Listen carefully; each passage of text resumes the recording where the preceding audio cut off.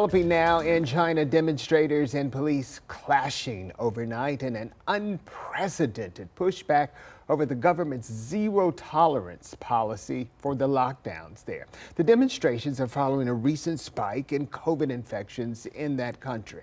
As Elizabeth Palmer shows us, the movement caught steam after a tragedy Chinese residents say could have been avoided without the lockdown.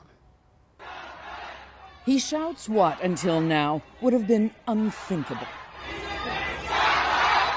Down with Xi Jinping, down with the Communist Party.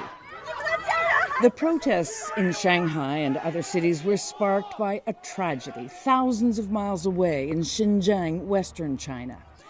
10 people burned to death in an apartment fire last week. A furious crowd gathered around local government offices, convinced that COVID restrictions had stopped the fire engines from reaching the blaze.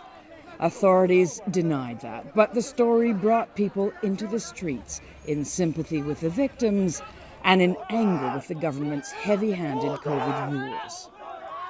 At the vigil in Shanghai, they held up blank sheets of paper to symbolize the way critics of the government are routinely silenced. And by Sunday night, another vigil underway in Beijing had spun off even more protests.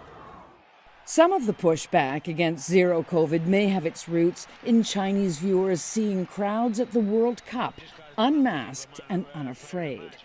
But by today, it appeared, state TV was censoring images of those barefaced spectators. All part of Xi Jinping's plan to double down on his zero COVID policy. And the sight of citizens chanting, "Lift lockdowns," isn't likely to change his mind. Elizabeth Palmer, CBS News, Tokyo.